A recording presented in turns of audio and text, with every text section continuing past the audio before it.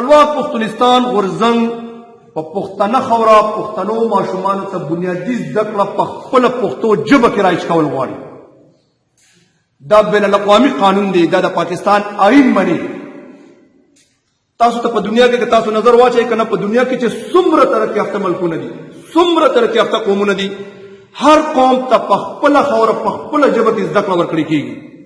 او دغه د هغې د ترقۍ راز دی. د زده کړې مقصد، د کتابونو ویلو مقصد، د سکول کالج یونیورسټۍ ته د راتلو مقصد څه دی؟ زده کړه کول،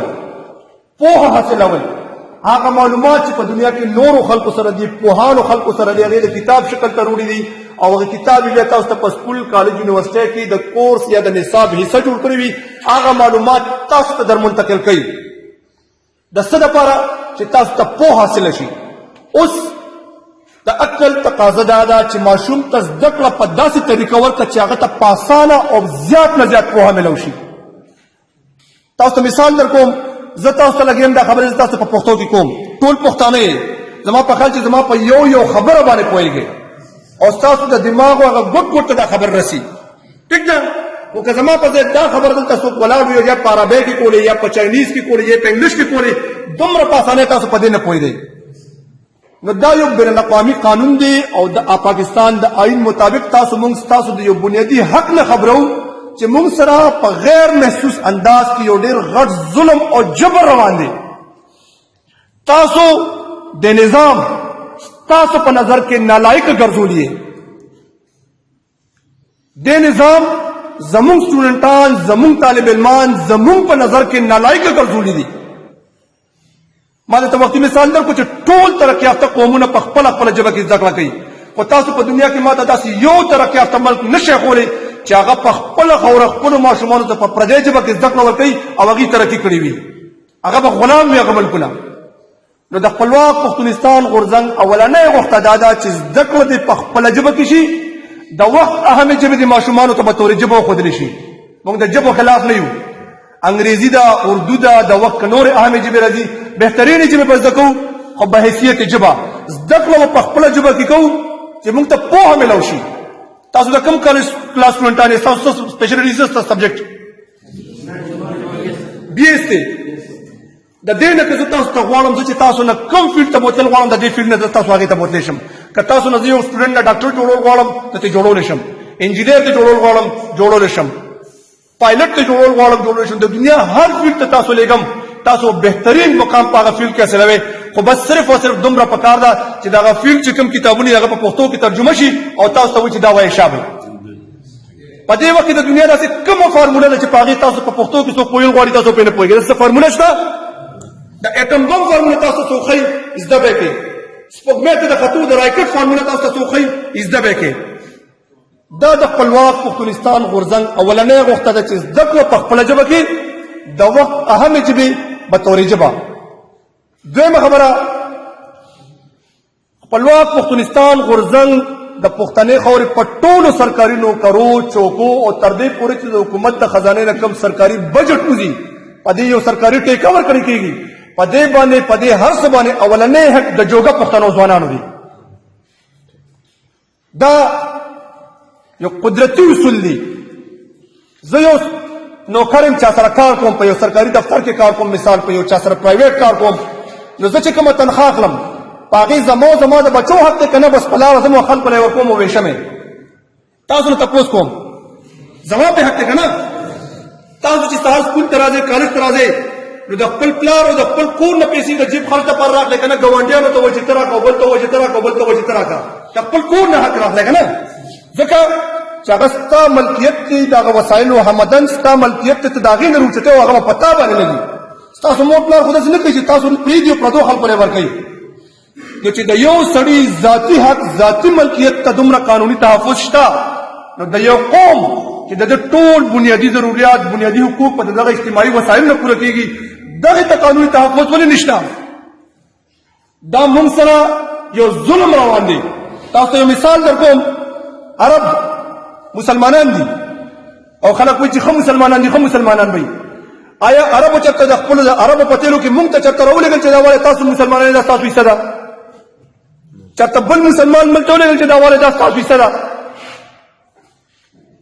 تر دې پورې چې د حج او عمره کې چې موږ حیثیت مسلمان د هغې په متن کې پکار ده چې موږ ته وروړو کې راواله ستاسو حصه ده خو نه رالېږي ځکه چې هغه د هغې ملکیت دی او هغې ګڼي چې په دې باندې اولنی حق زمونږ دی نو چې د اسلام ټیکهداران د اسلام چې کوم مرکزیت کې هغې موږ ته د اسلام په نوم باندې یو ملک جوړ شوی دی هغې موږ ته د هغې متن کې زمونږ حق نه ګڼي نو زمونږ په خاوره کې بیا داسې چور ولې چورو دی زمونږ یو غر داسې دی چې په دې باندې دا یوه ذلت داسې جوړېږي لکه سویټزرلینډ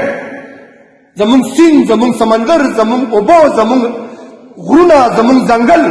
په دې هر څیز کې د هر پښتون کور د هر پښتون بچي سره دا سرکاري نظام په دې باندې اولنی حق زمونږ دی نو دغه د خپلواک پښتونستان غورځنګ بنیادي مقصد دی د دې قوم ښېګړه غواړو دې قوم ته یو ښه مستقبل غواړو او په داسې طریقې غواړو چې ټوله دنیا یې مني د پاکستان آئین یې مني او په هر دلیل په هر قانون په هر ثبوت ورته موږ ثابتوو چې دا زموږ حق دی او د دغه حق نه موږ بدقسمتۍ نه خبر نه یو تاسو کې یو کس به د دې نه یې خبر چېرې دا څه ما تاسو ته نه وي دا ګنې ستاسو حق دی که خبر وی خو دومره غور به پې تاسو چاته نه کړی نو دا زموږ فرض دی اوس به حیثیت پښتون دا زموږ فرض دی چې موږ د خپل حق دفاع شروع کړو د خپل حق په دفاع کې ودرېږو د ټوپک جنګ نه دی د کوتک جنګ نه دی شر نه دی شدت نه دی غوښته کوو خپل حق غواړو آګاهي غواړو په دلیل په قانون او په ثبوت یې غواړو دغه سوچ او فکر مې تاسو ته راورسولو امید لرم چې دا به ستاسو خوښ شوي وي په آخره کې یو ځل بیا تاسو دا وایم چې نه ووټ غواړو نه دا وایو چې دله ووټ ورکړه وغله ووټ ورکړه دا ټولې پارټۍ چې کومې دي دا د دې وطن پارټۍ دي د هرې پارټۍ قدر کوو د هر مشر قدر کوو هر مشر ته د قدر په نظر ګورو خو اول پښتون وطن دی اول پښتون قوم دی پښتنه خاوره ده زه خلکو ته یو مثال ورکوم چې که دا وطن اسوده وي ښایسته وي نو که ته په یو پارټۍ کې هم نه ته به ښایسته ژوند تېرې خو خدای مکړي که دا وطن ورانې که نه نو ته روزانه نوې نوې پارټۍ ته ځه ښه ورځ به باقي ورته به ورپسې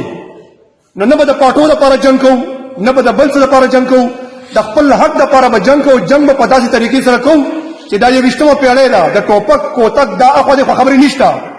دلیل آګاهي ثبوت آئین د دې په بنیاد به خبرې کوو د دې په بنیاد به خپل حق غواړو ښه په نرمه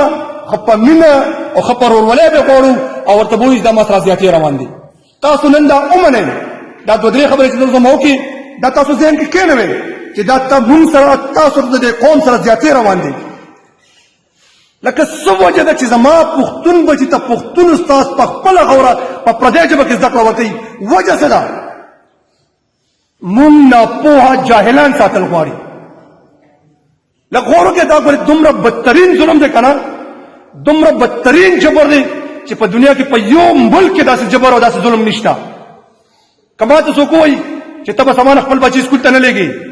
نو زه ورته جګړه کوم هر څه ورسره کوم خو که بیا مغه بچي زه سکول ته راولېږم او د ریاست او د نظام ورته داسې تعلیمي نصاب جوړ کړی دی چې دې د زده کړې نه لرې ساتي په هغې باندې زه خاموش یم دا تاسو د تعلیم په نوم باندې د تعلیم نه لرې ساتل غواړي خبرې راغونډوم